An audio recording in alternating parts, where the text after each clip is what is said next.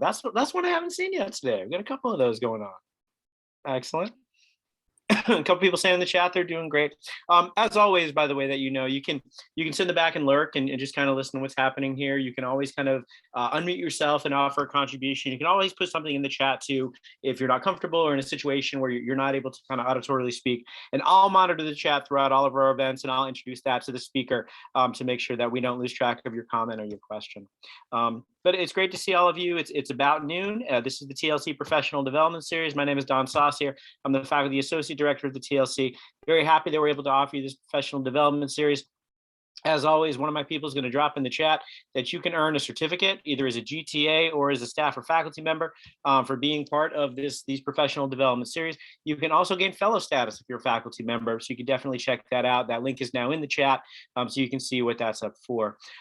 Next week's event, I always kind of talk about next week's event before this one. Next week's event, Pat Ackerman is going to be talking about online learning and plain language principles. This is a kind of a revision of a workshop that we had done last year that was very popular, so we're bringing it back. So hopefully you can check that out. But today we have Scott Finkeldei, who's going to bring a lot of expertise, as we were talking about, that I don't have, who's going to talk to you about Canvas and course video tips as our modalities have changed with the pandemic and all of those kind of things. We're doing a lot more things than we used to using tech. So we brought in the experts to kind of help us out with that. So without further ado, please help me welcome Scott Finkeldei and his team to our conversation today. Thank you, Scott. Thank you. And yeah, there Brandon UTech, who you'll see in a best practices reference in a little bit, is here as well, and one of our subject matter experts.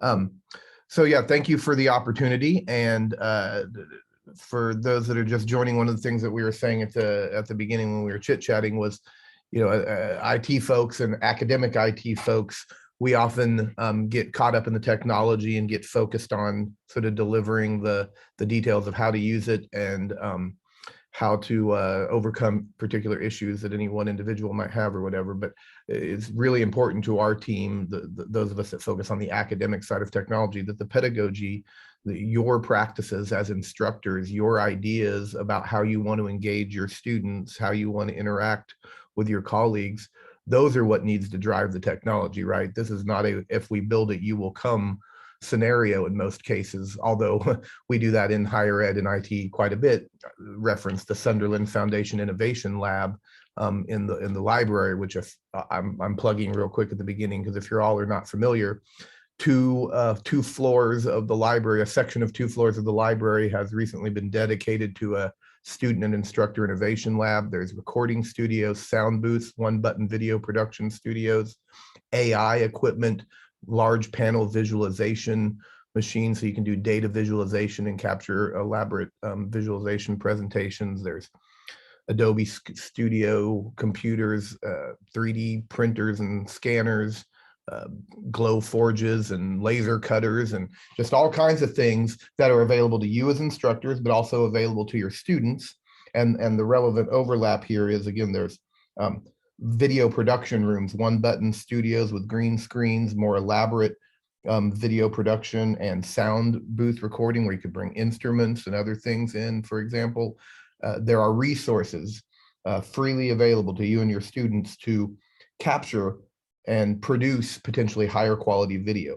And I'll highlight the one button studio again for one more moment and say we've already had a number of instructors create assignments for their students that include, create the, group up into teams of 3 and research this topic, and then come back and give a 5-minute presentation to your peer students on why this issue is important to our class, or what you learned from researching this particular topic. And it's a super low barrier to entry, right? They can schedule online to use it, walk right over to the library. The door will be open when it's scheduled, and then go in and pick their green screen background and press one button as a group or as individual and start recording. So we'll talk more broadly, but I wanted to really give that plug, and it speaks to the point that I was making earlier, that we want you and your students to experiment with ideas of what works for you to create your courses, to create your content, to create your student assignments. And we don't want that technology to drive what you're doing. We want your ideas and your pedagogy to drive what technology we're delivering. But a place like the lab gives you that flexibility to try that stuff out. I'm going to upload or attach into the chat here quickly my notes, my speaking notes for this document. It's really more of an outline with a lot of the links that way you can carry those links away from this conversation. And TLC folks, if you want to attach that to the archive page along with my video, please do. So I'll do a screen sharing a number of times here to show you all things as well, but I'm going to make sure we leave a reasonable amount of time at the end for Q&A, because in a lot of these cases, and particularly when you've got folks like me and Brandon and others on the line, yeah, I've got an idea. I tried to do this and it didn't work, or how could I accomplish this thing? I'm going to sort of go down the options here, but I want you to be able to have time to ask questions about how could I accomplish or get this question or this issue addressed. All right, diving on in. First thing that we're going to do is talk a bit about the options that you have as an instructor and that your students have at K-State. And again, I'll be following those notes that are in that Word document, so you can choose to follow along there if you want, but you don't need to. That can just be a resource for you after the fact. So we're all aware of Zoom, right? We're using it now. Pretty much all of us have been using Zoom for meetings and classes and our private lives and getting together with grandma and grandpa at Christmas and any number of other things, right? So I think everyone's pretty familiar with Zoom, and I'm not going to belabor that point, but I do want to highlight that, K-State's got a Zoom page where you can quickly get to your Zoom profile, and then you can, create default settings and for your efforts and change the security features, say, to match how you deliver your courses. So I want to make sure that you all know that that is available to you and easy to get to from the K-State/IT/Zoom page. And of course there are tips and tricks and other things here, including some best practices stuff. But I wanted to make sure that you were at least aware of where that resource is and that it's available to you. Again, I think you all know you can use it to capture yourself at the desktop level, right, where you're just sitting there by yourself at your desktop and doing a capture of a lecture that you would have otherwise given in class, or maybe an introduction to a topic or a literature review or something like that. And I'll take this point to highlight, don't underestimate the value of a 1 or 2 minute introduction video clip created by you as an instructor, right? Publishing the document, the PDF, the link to the long read, the deep dive on the topic that you're having, of course, is relevant. But take the time to particularly for important or integrated topics, to create a short video of you personally saying why this is important. That creates a feeling of intimacy and comfort with you as an instructor, and it gives me, the student, something a little more to hang my hat on, right, than just having only one option, read about this topic. So, and it allows you to express, your interest, the highlight, the excitement that you might have for that topic. So Zoom is a great way to do that. And you can also use, again, as we're doing here now, for live streaming, right? And a lot of us have been doing that. So a lot of the things that I'll talk about can apply to either the live streaming opportunity or the sort of lecture capture, the on-demand video production as well. But Zoom is your best bet for live streaming at K-State, right? That's the tool that we have for real-time live connection for you and a group of people, and using those options, you can, set it up so you're just presenting, or that you have a real roundtable like session, etc.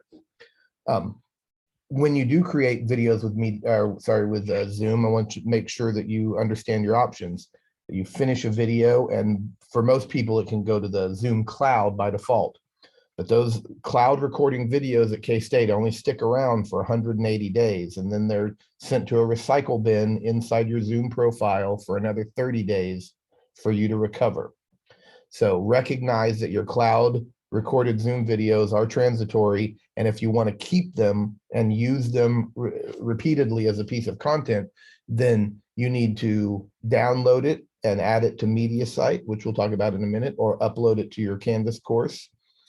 Or you can set up an integration, a combination of Zoom and Mediasite, and there's a link for how you can do that in the notes document. But that, when you finish a Zoom recording, it will automatically upload it to your K-State media site area, and then it'll be quickly and easily available in your courses or to distribute to a professional organization or to your peers or to your department head for a tenure review or whatever the heck you need it for.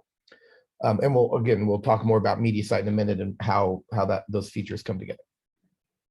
Then finally, I want to make sure you know that you can record your Mediasite, or sorry, I keep saying that. You can record your Zoom presentations locally to your hard drive. They don't have to go to the cloud first. They can be recorded to your hard drive. Many of you might be doing that, and then you can upload them to Mediasite or Canvas or wherever else you want in that format as well. I'm going to stop that share for a minute and and show you, make sure that you know, related to using Zoom in the screen share. When you click screen share, as many of you have done, I'm sure that you're looking at all the things you can share, but up at the top, you might not have noticed that that's set to basic. And if you can toggle that to advanced, one of the other options in that advanced area is content from a second camera. So if you had a second camera and you were wanting to say, show an object on your desk as part of your description, as well as the video of your face, you can do that.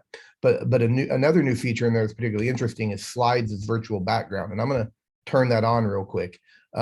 It asks you to pick a PowerPoint presentation on your local computer, which I just did. And now it's processing my slides. And hopefully and I just got a message on screen that says participants can now see your slides.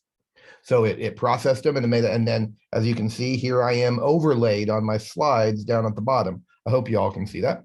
And I have a little control panel here that lets me advance my slides. And it also has a thing that lets me split my video out from the slides or bring those back. Here I am again, merged onto my slides.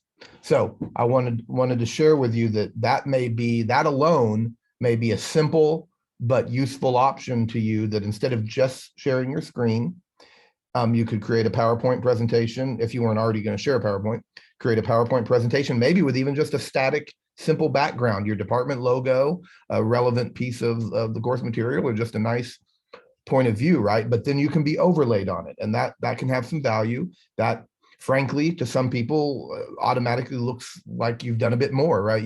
You've stepped past just pressing advance on a slide, and you're a little more interactive here. So I wanted to share that option does exist in your screen share on Zoom when you're doing a live presentation, and it can be a valuable addition. I'm going to go back to the standard share though.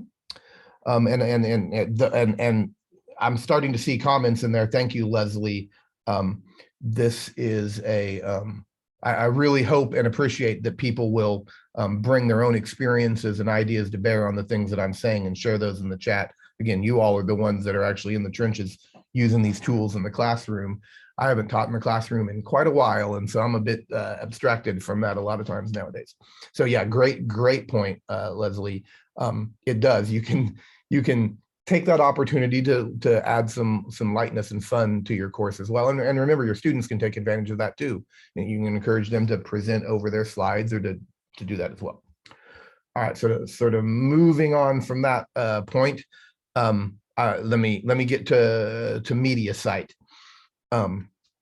Mediasite I've referenced a couple times, but let me highlight and contrast it a little bit to Zoom, and then we'll show a few things. So Zoom allows you to capture on-demand videos or do a live event like we're doing, and distribute that video in a number of ways. Mediasite does more or less the same thing, right? You can install the tool called Mediasite Mosaic, and I'm going to share my screen now and show you that. You should be looking at a video of me, or sort of a recursive video of me in Mediasite Mosaic. This is a tool that you install. You can download it from K-State, and I'll show you where that is, and the links are in the notes. And you install it on your computer, and then, like Zoom, you launch it, and I can record an audio or an audio and video presentation here, and then it'll automatically be uploaded to my media site, which I can then easily bring that video into Canvas or other places. And I'll show you how to do that in just a second. But I wanted you to see the Mediasite Mosaic is the name of the actual tool that you install and do the recording with. And again, you can see here that it's pretty straightforward. I have a record button and it's showing me my levels and timing. I can click presentations here and it shows me the presentations that I have created locally on my computer and whether or not they've been uploaded to Mediasite or not. And then I can also quickly with the link jump out, and I think I have to stop the share to show you this and share the right thing because it opens my web browser. But then that takes me, whoops, not that, sorry. Takes me into my Mediasite, which is, which one am I? It's right there, sorry.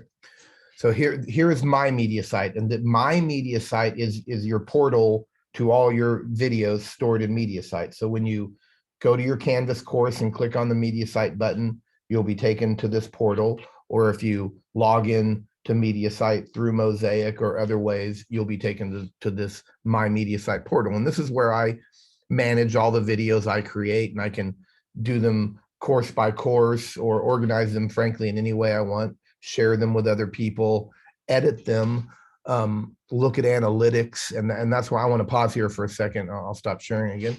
I want to highlight a couple of things that Mediasite brings to the table, maybe over Zoom. Right? Zoom you capture, distribute, does a great job. There's zero bad things to say about that. Mediasite does all those same things, but it brings a few extra pieces of value potentially to you as an instructor. First of all, in that My Mediasite interface, there's an editor tool. I can click on any one of my videos and I can trim off all my ums and fumbling around at the beginning or the part at the end where I started chatting with a student and doesn't need to be in the video, you know, cut out a part in the middle where I had a coughing fit or whatever. Super easy. You don't have to have video editing skills. It makes it very obvious how to mark your points and hit cut out, and it merges them back together, etc. So you have editing capabilities, quick and easy in a web browser, no skills required, and that can be a nice addition. Maybe more importantly though, Mediasite has analytics about the student. It knows, because it's integrated with your Canvas and our system, it knows who your students are, it knows who comes and watches them, and it tells you some pretty darn interesting things about your video, not just who was there and watched them, but for example, the average length of time. If there are 20 students and they all don't quite watch it to the end, right, you'll know things like the average length of time they spent on the video. My personal favorite though is hotspots. It'll actually show you the timeline of your video, and you can see where people linger the most, where they go to and where they rewind and watch again, where they jump to. What are the hot spots in your video? And that can indicate to you, these are topics that my students are confused on and I need to spend more time on, or these are topics that my students are trying to learn more about to apply to the lesson we had yesterday, for example. So having those analytics, and another thing you can do is you can see the parts that students skip. What are they fast forwarding past? Where are they jumping to? And again, those are valuable, potentially valuable insights for you to make decisions individually about how you would shape your teaching going forward, or redesign that lecture in the future to cover the parts that maybe you're learning from those analytics. So I think that can be a really great value. Another thing that it has is broader sharing options. With Mediasite, you can package it up and put it on a DVD. You can share it publicly for anyone in the world. You can restrict it to certain people. You can, of course, make it by default only available, restricted to your Canvas students in the course. So you have some more distribution options. And maybe the last thing I'll highlight, and then I'll address a couple of questions in the chat. The last thing I want to highlight is the Mediasite videos are automatically mobile ready and friendly. The Mediasite, not that Zoom isn't necessarily, but the Mediasite player, when students go to watch the videos, will work on mobile devices, Android, iPhone, and it's optimized for mobile delivery and playback. So that can be a real advantage to you, particularly if you find a lot of your students or students in your program are really using mobile devices a lot to access your courses. Thank you, Natalie, definitely. So let me address a couple questions related here. Heidi, if you capture to Zoom and upload to Mediasite, yes, once a video, regardless of how it gets in the Mediasite, is in there, then when people start using it, the analytics and the other features are applied to it. Hugh points out that some of those analytics are potentially unreliable, and that's a true statement, right? Let me highlight in general, right, that anything that's tracking people on the web and saying this user visited at this time and had 12 visits today and things like that, those can be off base. Those can be misconstrued. They can not have gotten recorded when they should have for a variety of reasons. So thank you for bringing that up because it is relevant. These analytics are not gospel. These analytics don't prove that students did or didn't do something. Right? They're more informative pieces of information for you to build and make some decisions around.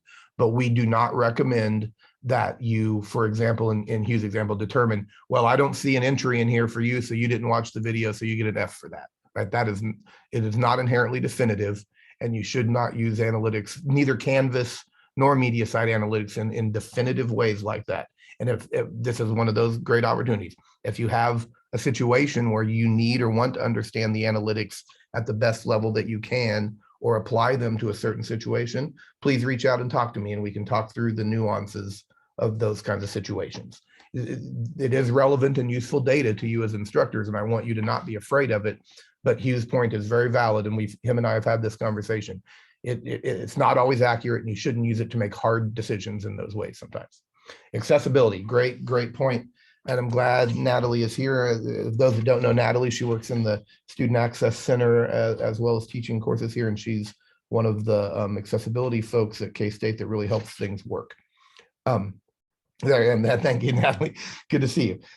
So accessibility is really relevant here, and one of the things that I wanted to point out is captioning and transcripts as a piece of the puzzle, right? First of all, if you haven't gotten the message, transcripts are valuable to everybody, right? This isn't about accommodating someone with a specific disability need. And Brandon's just dropped the captioning options in Mediasite because you have some choices and there is cost associated with captioning in a lot of cases, right? We all have to be aware of that.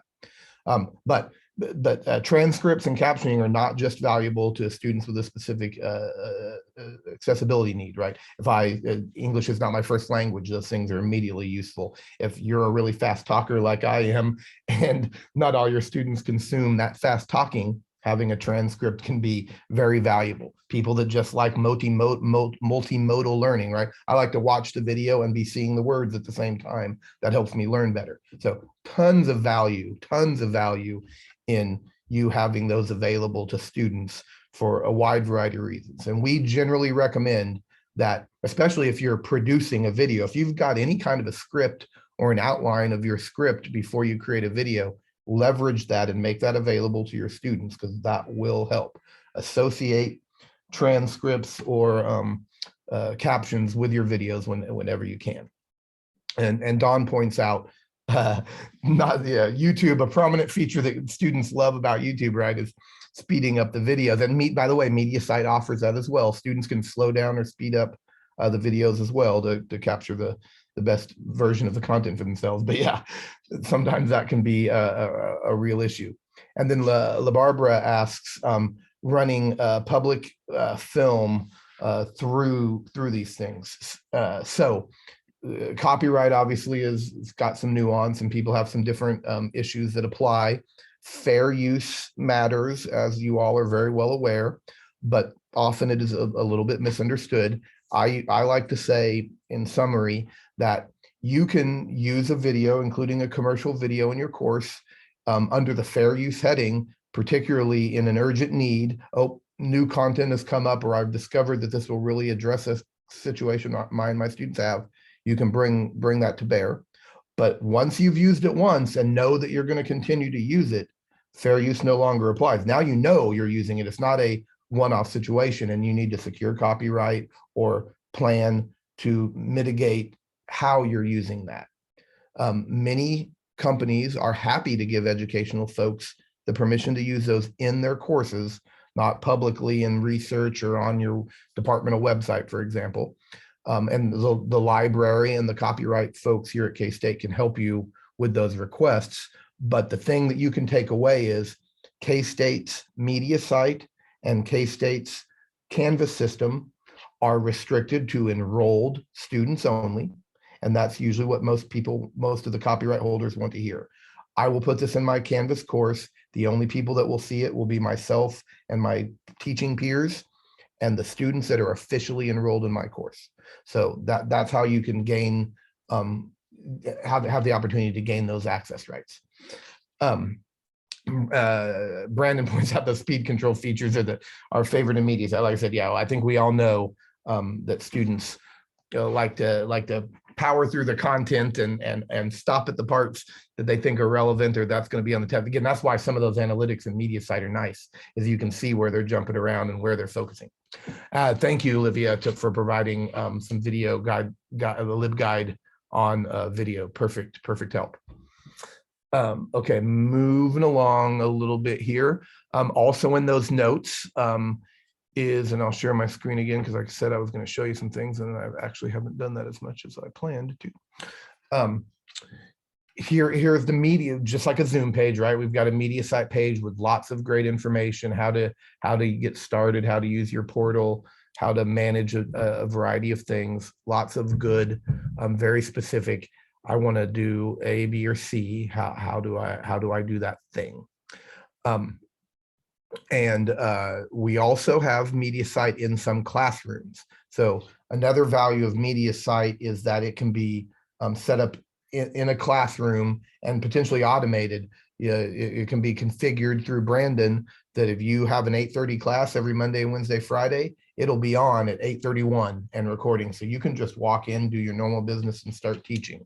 So not only is Mediasite Mosaic the software that you download and install on your desktop, and so you can capture and record, but Mediasite is available in some classrooms, and we continue to explore where that will make sense. It doesn't make sense to put it in every classroom, right, because it doesn't get used that way, but high value classrooms where recordings happen a lot, where instructors in a program maybe use that, that's an option that we have. So I want you to be aware of that. Here's the best practices video that you have a link to, and I'm going to mute it here and show it just for a second because I want you to see what a Mediasite output looks like. So this is Brandon delivering this presentation. I think I muted it earlier. Yep. So this just gives you an idea of what it looks like, right? You can have your content and your speaking video. The students have options to focus on the part they want, swap what's highlighted, etc. Chapter points and key items can be defined in the My Mediasite portal so that students have chapter points to jump to, and that can help accelerate their learning of the things you're trying to communicate and feel confident about the video. Closed captioning and other things, if they're available, if you've enabled that and set that up, they'll be there. We mentioned the speed bit, right? I can control that. Again, I just wanted you to see a little bit of what that looked like. Mediasite videos are also searchable. The Mediasite automatically scan, and Brandon, help me out if I get this wrong. It can look at your transcript, but it also can look at the slides, the text on the slides, and try to understand where that is. And you can see that in my search result here, there's results in the captioning and in a slide. And if I click on that as a student, it jumps me to that point. So that's another nice value potentially of what Mediasite can bring to the table for you and your students if you want to get a little more advanced there.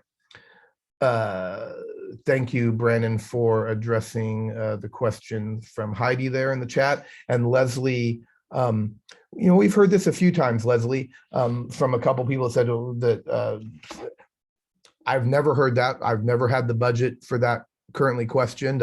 No one's said we might pull that. Like always, Brandon and I and others, part of our job is to be watching the landscape, understanding if Mediasite's still the right fit for K-State. Should we be moving to something else? What's the future? So that's something that Brandon and I look at a lot, but no, there's currently no discussion about changing away from Mediasite. I've not been reached out to about we should start a process to change, or we'd like to look at funding. No, none of that is on the table for me. So Right now, Mediasite is our vehicle, is our solution, and well integrated, and you're hearing about these features. So you should have confidence in that. And we would not undertake this lightly. The video solutions underpinning the learning management system and this, all. Brandon, can you unmute and just throw out the value? Well, how much content? I don't remember the numbers.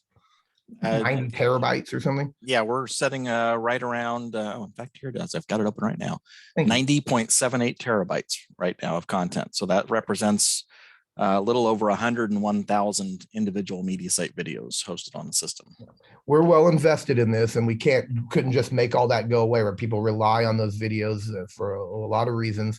And Brandon shared an interesting statistic. Yeah, I don't want to get bogged down here, but like when the snow days last week, right? We saw, I'm gonna ballpark the number, correct me if I'm way out, but like a 47% increase in students watching videos that already existed, and like a 26% increase or something like that in instructors creating videos that week to augment their courses since they weren't meeting in person, right? So we can say that, boy, during the pandemic, we almost doubled the amount of videos and the usage of Mediasite just during the pandemic period versus the previous X number of years we had been using it.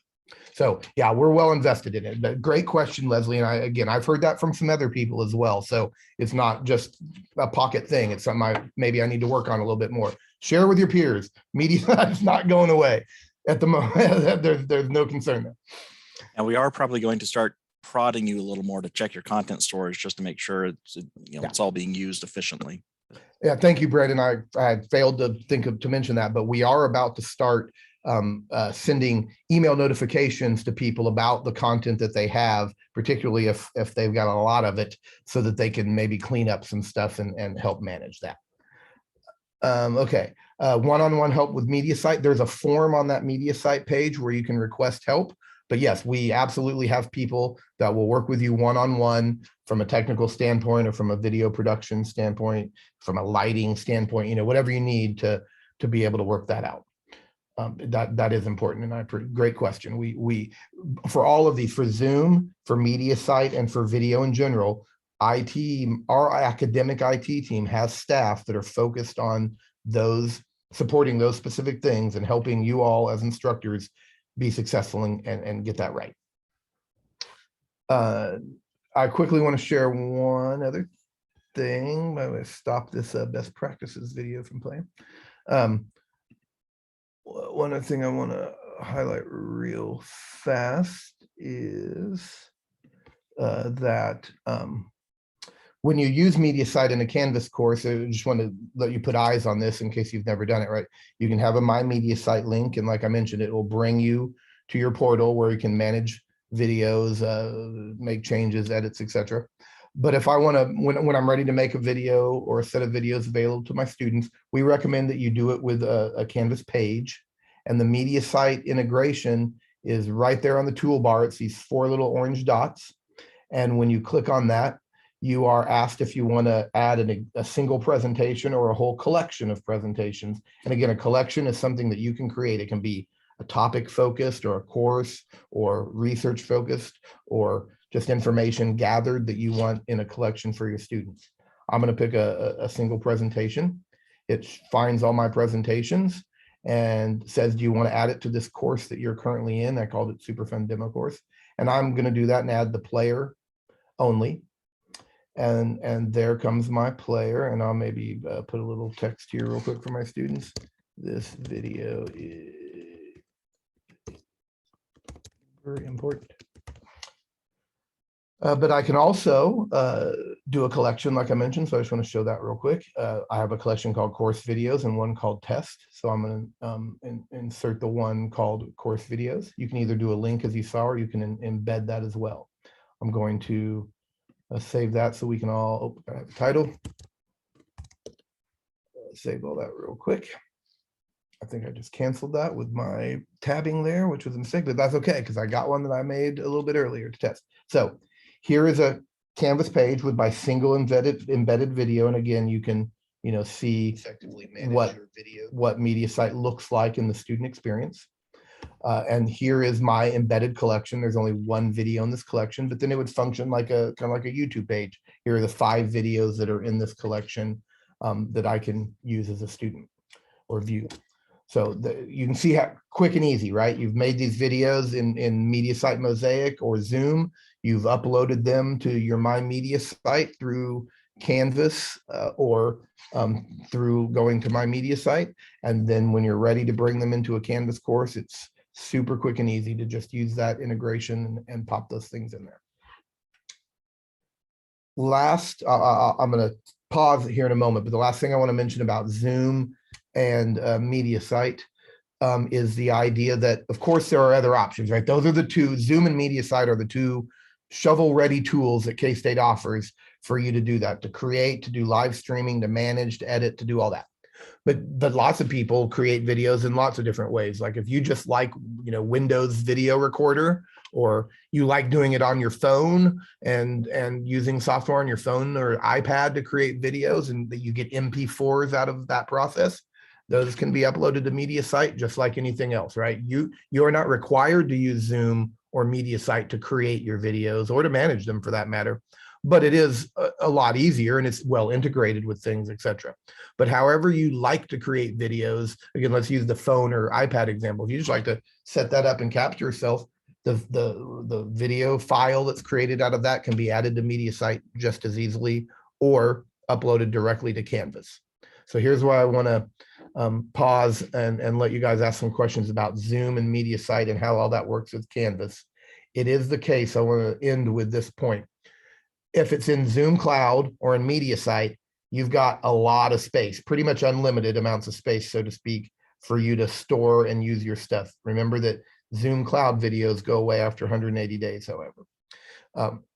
Uploading them directly to Canvas, the actual videos themselves to Canvas, is certainly possible. People do it all the time, especially those short little video clips we talked about, super useful.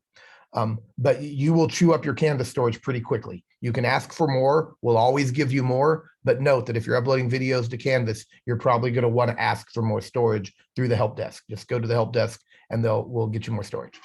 But that gets chewed up pretty quick.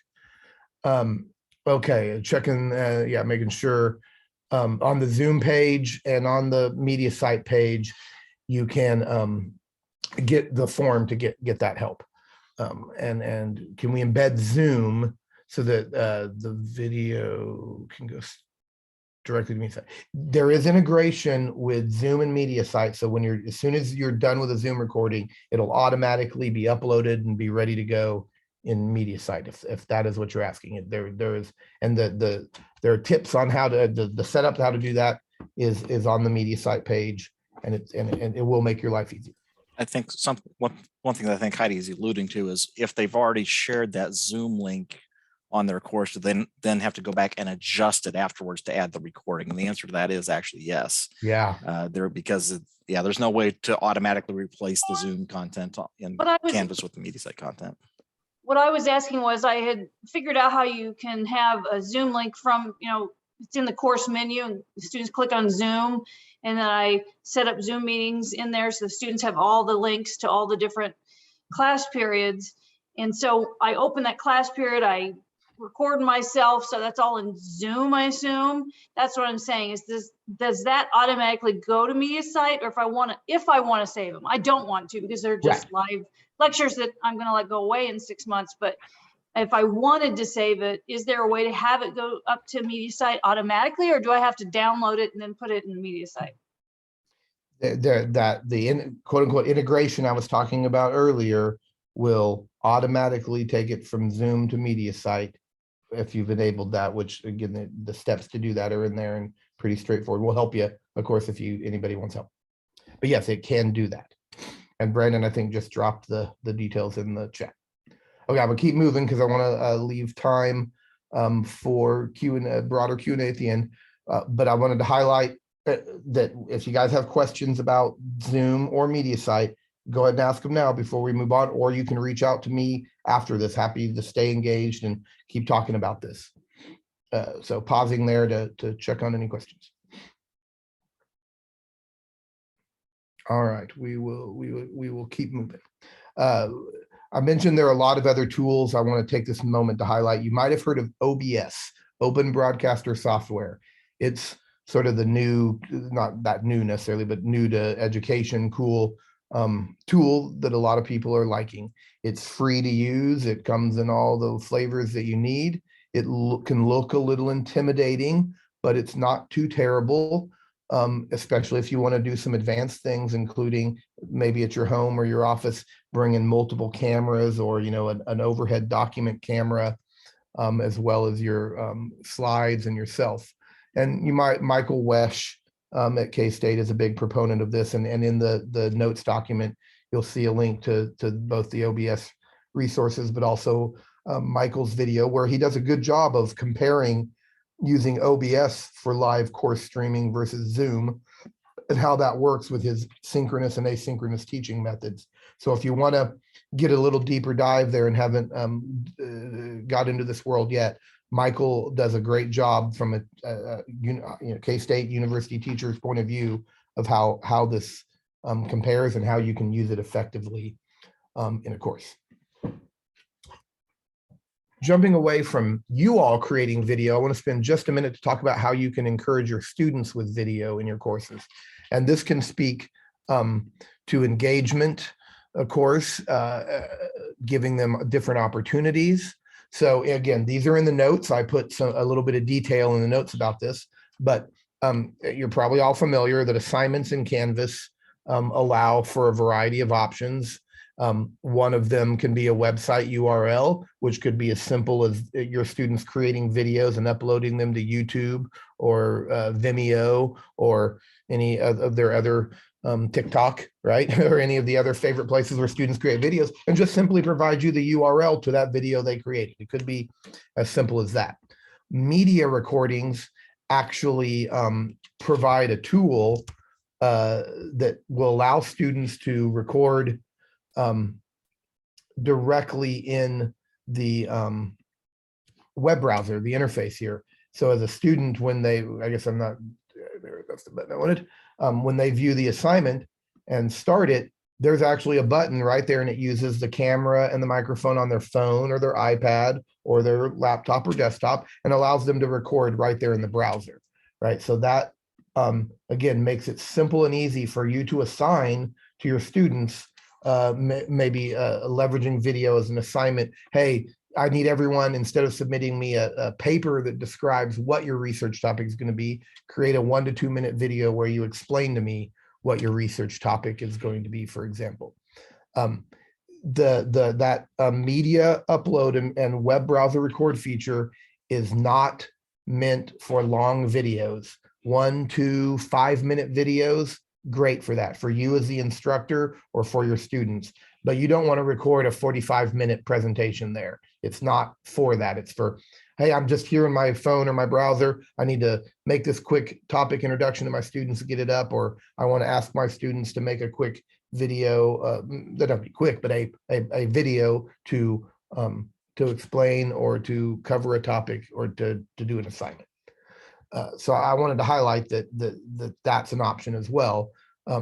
Most importantly, though, probably is the opportunity as well for file upload assignment type, because the value of that could be that the students could attach, it allows your students to attach more than one file to the assignment, where the other ones are pretty singular. The advantage here could be that I could include my Word document, which is the research paper, plus a small MP4 that I made that's me introducing the topic, or some other video clip that I made, or an audio clip. I don't want to short sheet audio here, right? Everything doesn't have to be video.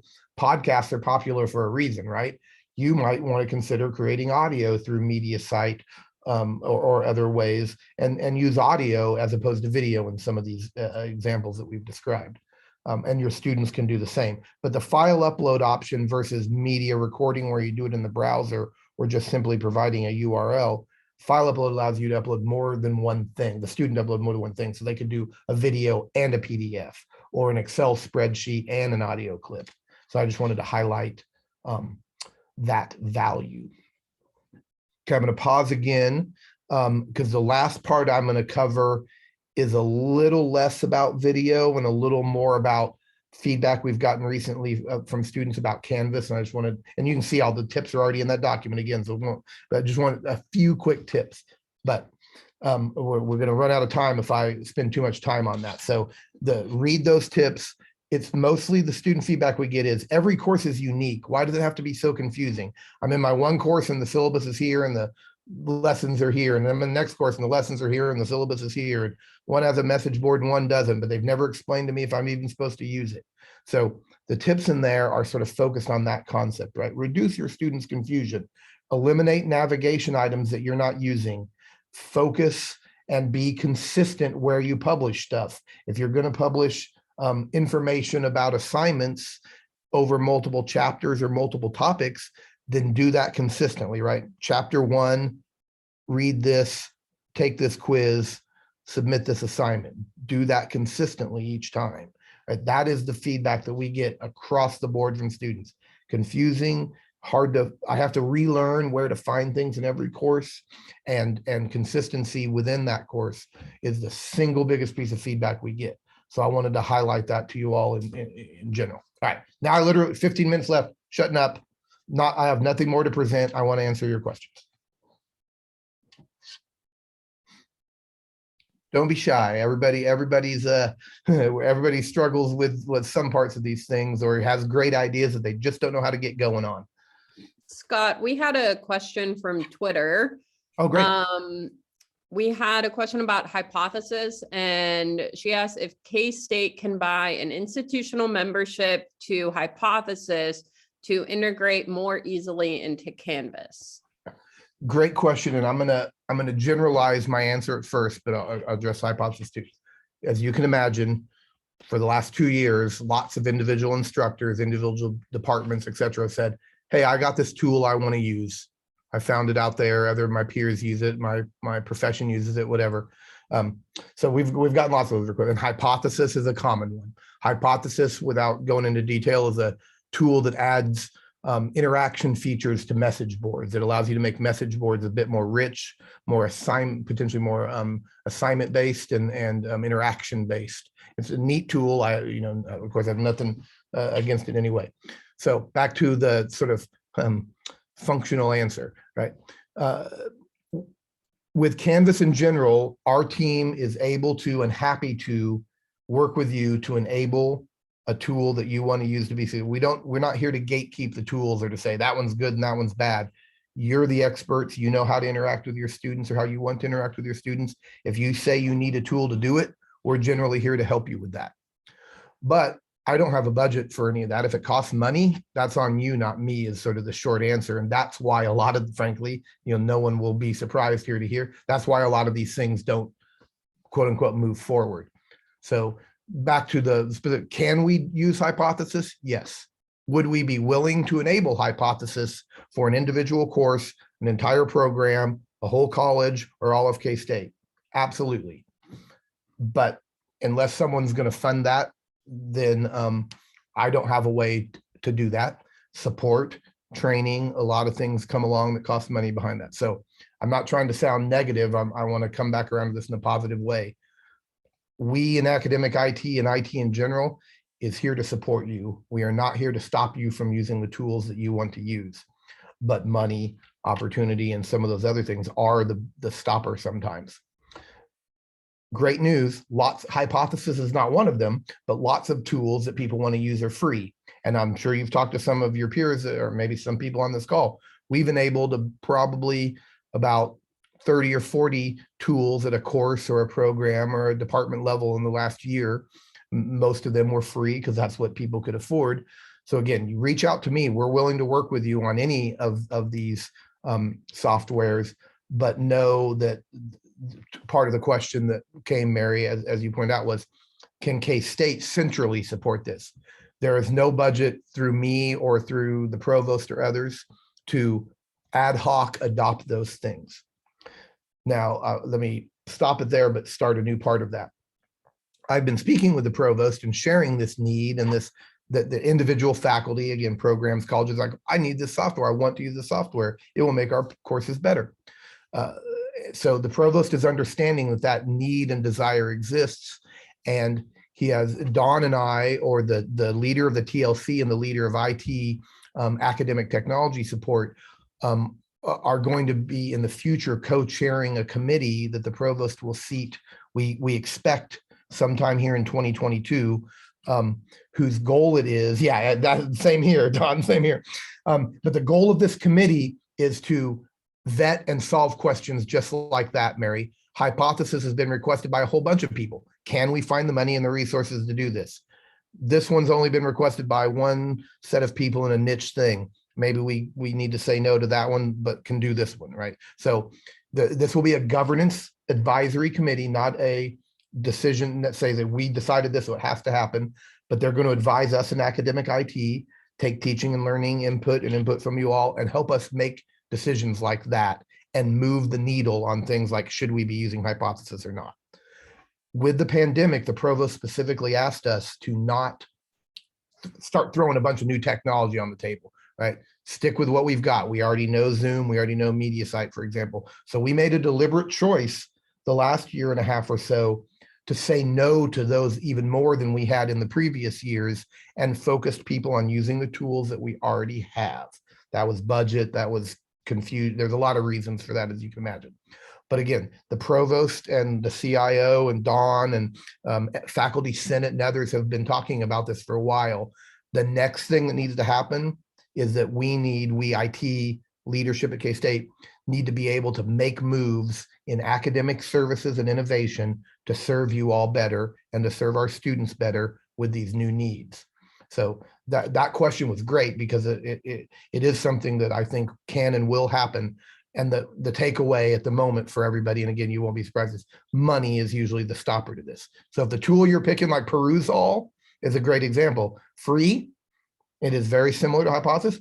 Free makes things go a lot better. So again, reach out. I'm totally serious. If someone wants to be using a tool like this or any of them, reach out to me and we'll have the individual conversation. But if it costs money, it's almost always a no, unless you or your department come up with it. And if it's free, it's almost been a yes most of the time. 10 or 20 minutes too long for student video media assignment types. So that media upload where it creates it right in the browser, I would say 20 minutes is pushing it. 10 is probably still pretty acceptable. It starts to fill up the browser cache, right? It starts to fill up all that memory and stuff. And maybe here's the relevant point. If their media recording in the browser fails, there's no recovery, right? It's not like keeping a copy that you can recover. So again, Hugh, your question is great. That's bordering on too long, in my opinion, mostly because of the risk factor. Will a 20-minute video record? Quite possible, especially if they're on a super awesome computer. But that's why we generally say stay around 5 minutes, or you can creep as much as 10 probably, but it's more of mitigating the risk of it failing than it is saying it just flat out won't work. Other questions related to video or video usage or anything? Maybe I'll loop back around to the instructional and pedagogical aspects of this, right? Just capturing yourself and getting an introduction video of yourself up there or introducing a topic has value. Believe me, the students have repeatedly said over multiple years that kind of thing personalizes the course. It helps them feel connected to you, to their peers, etc. Another thing students tell us, the videos do not have to be perfect. As a matter of fact, students note when you're very robotic or that there's a lot of edits, you try to fix everything. Be human, make mistakes, knock over your drink and say, oh my gosh, I knocked over my, right? They don't want to see you be robotic and perfect, nor do they want to be held to that same expectation, right? And you're normalizing the expectations a little bit when you create some of these videos too. So be personable, be human, and don't edit out all your mistakes. That's not necessary. That takes more time from you, and there's little value in that. The other thing I wanted to share is be willing to take chances. Again, I'm an IT guy and not a classroom teacher, and you all live in this world, but students tell us a lot, and I'm sure Don and others, well, you all probably hear this. Students seem to really like it when you take chances, when you put yourself out there a little bit and produce a video where you maybe look a little bit uncomfortable. here I mean, you see me, right? I'm demoing technology. I'm the academic technology director. But I stumbled with my share screen and stuff like that, right? That's nothing wrong with that at all. And those are the kinds of things where if you're like, hey, I'm taking this chance, students. I thought I'd show you this, how I'm demoing this, how I'm doing this thing in real time. Oh, I mean, that's the kind of stuff they love. Also worth noting in the video world, we do have a video production team. So we have a set of people that can come to your classroom. Let's say you have a guest speaker, a great guest speaker you worked hard to secure, and you don't want to just have them talk in front of Zoom. You'd like to capture a video maybe that has a little extra, sauce with it there or something. We have a video production team. We can come to your classroom. We can come to your lab. We can come to your field research location, and we can help you capture video, and we can edit that video and produce that video and put, lower third names and nice transitions and stuff like that. That there is a fee for that service, but or an event or whatever. But know that IT at K-State has a team, and they can come do those, and they'll consult with you for free. Right? If we actually shoot the video and produce the video, we're charging for our time. It's not a profit center, it's cost recovery, but we'll sure as that come consult with you. Hey, I'm thinking about doing this. I'm going to have a guest speaker. Let's talk about what this would look like, how much it might cost, etc. Right? We're here to support you. Brandon just dropped the link to our services in there. But again, it doesn't have to be all you. You don't have to self-produce everything. If that's not your gig, if you want some videos captured for you, we do have that service too. And I want you guys to know that that's available, and maybe most importantly, that we're here to consult with you and help you and support you. We will meet with you and talk through your video questions and plans. And if you're like, this is great, I can't afford it, but I got a grad student that'll shoot it for me, great. We'll make sure they know the things they need to know as well. All right. So we're often concerned that people see barriers that are barriers: cost, complexity. Well, do I even have time to go learn this thing? But by golly, we're here to bend over backward. We'll come to your office to train you when the time fits your schedule. You know what I mean? I really want you guys to know and share with your peers that we don't want the impediment to you adopting video or getting creative in engagement in your course because of some IT issue like cost or complexity. Reach out to us. Let us understand those things, and let us help you work through them. There's another question about Zoom captioning, and I'm going to defer to Brandon as a better expert than me. Captioning is an important detail, obviously. Yeah, so the question is, if you record a Zoom cloud meeting where you have enabled a live transcript or live captions like we have today, will those captions be automatically imported into Mediasite if you choose to have that video imported into Mediasite? It's a little nuanced. The live captions will not import into Mediasite, but there is an option in your Zoom recording settings called called audio transcript. So if you turn on audio transcript in your Zoom recording settings, I believe it's on your Zoom profile, so you can still do your live captions and do your live transcript. However, afterwards, when you have audio transcript enabled, Zoom will go back and retranscribe that entire recording based on the recording. That tends to be more accurate than the live transcript. And then Zoom will import that, or excuse me, Mediasite will import that, the audio transcript. So if you're looking for where to turn that on, I believe it is also in the directions for the Zoom cloud integration. I will drop that in one more time here. And I'll share my screen one more time just to highlight what we're looking at here. Right on, this is the Mediasite page, and Brandon had dropped a specific link, but in the how-tos, there is the automatically import your Zoom cloud recording, creating and adding the captions, and then then I need to go to the Zoom part to show that feature. Sorry, in your Zoom profile in the meetings, like Brandon said here. I'm going to stumble around here because I got to remember where all this is too. Meeting settings, and then in here you can. It's in the recording tab up at the top there. Thank you very much, Brandon. So there's the local recording, cloud recording. I'm talking out loud because I'm looking forward to, here we go, audio transcript. And to say enabled here for us. I think I'm trying to remember if that it might be default enabled. It is not. It is You'll not. have Thank to- you, Brendan, because we talked about that, but yeah, okay, thank you. Difference between a meeting and a webinar in Zoom. Great question. And I have not shared. K-State does have webinar licenses as well.